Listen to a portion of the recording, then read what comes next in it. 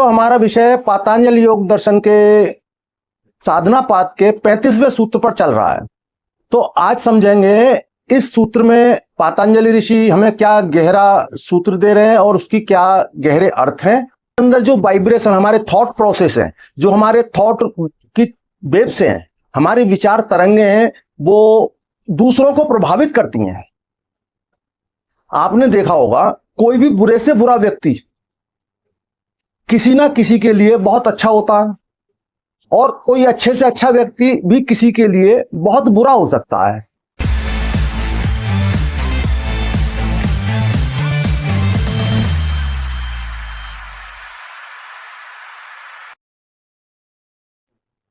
साथियों, मैं योगी हमदर्द गिरी आप सभी के चैनल योगी हमदर्द गिरी में स्वागत करता हूं। आप सभी को बहुत बहुत प्रेम।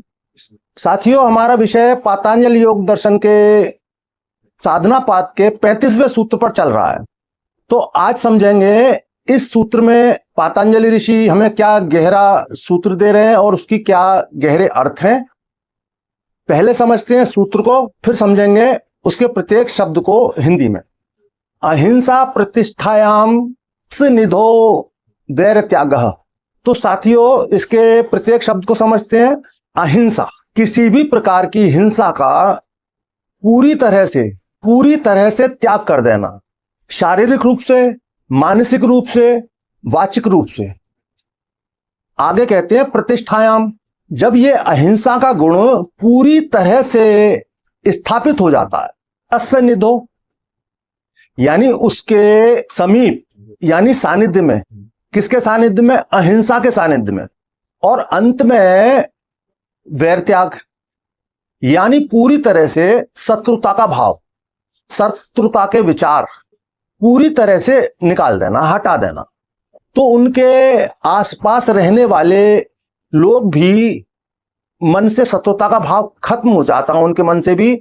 और वो भी अब इसका भावार्थ समझते हैं। जब एक योगी पूरी तरह से अहिंसा में स्थित हो जाते हैं, उनके प्रति श्रद्धा से भरने लगते हैं। इसे जरा थोड़ा और आसानी से समझेंगे। आपने काफी सुना होगा, पढ़ा होगा, प्राचीन योगी ऋषि घने जंगलों में हिंसक जानवरों के बीच रहा करते थे, लेकिन वो हिंसक जानवर उन्हें कोई भी नुकसान नहीं पहुंचाते थे। और कई ऋषि ऐसे हुए हैं जिनके कुटिया के आसपास बहुत सारे ऐसे हिंसक जीव होते थे, विचरण करते थे, शेर, चीते और भी अधिक हिंसक जीव। और साथ ही बहुत कोमल जीव, हिरन, खरगोश जैसे जीव भी साथ साथ रहते थे। कि हिरन या शेर, ऐसे जीवों के बीच शत्रुता का भाव होता है।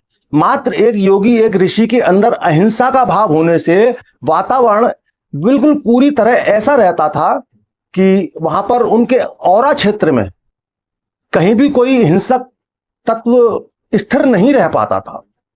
इसे आप इस तरह से समझ सकते हैं कि कई लोग बैठे हैं, बातचीत कर रहे हैं, बहुत अच्छा माहौल है, बहुत अच्छा वातावरण बना हुआ है, हंसी मजाक का चल रहा है। लेकिन एक व्यक्ति आता है, एक नया व्यक्ति आता है, सभी और सन्नाटा पर पसर जाता है और वातावरण वहां का बदल जाता है। यहां पर क्या हो रहा है कि एक अच्छे माहौल में एक नेगेटिव थॉट वाले व्यक्ति की एंट्री होती है, पूरा वातावरण बिना किसी बात के बदल जाता है।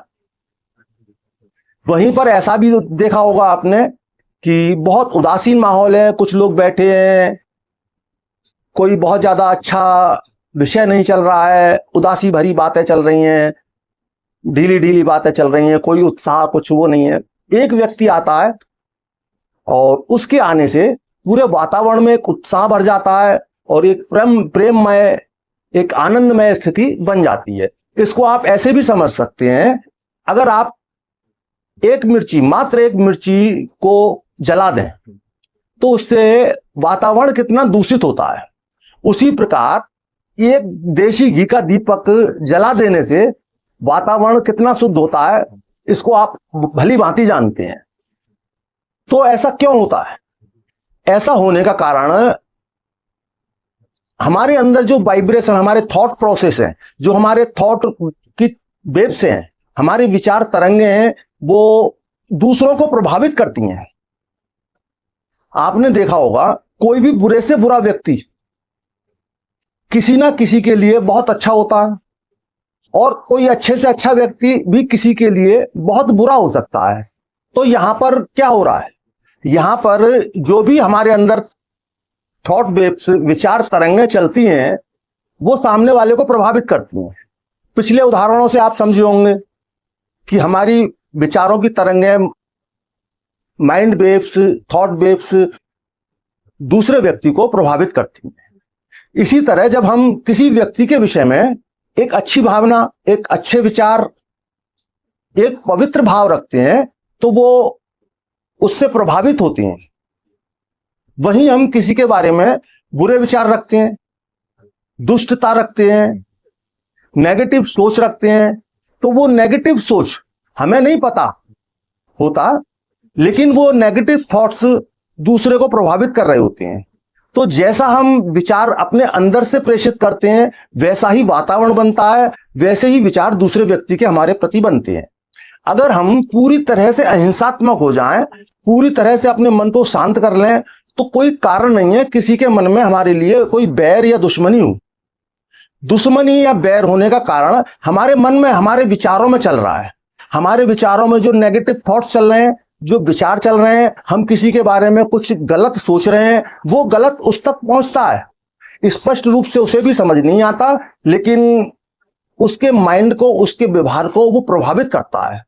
तो जब हम अहिंसा की पूरी डीप अवस्था में जाते हैं, गहरी अवस्था को पकड़ लेते हैं, तो वातावरण हमारे अनुकूल होने लगता है, सारा वातावरण अहिंसक होने लगता है, शांत होने लगता है।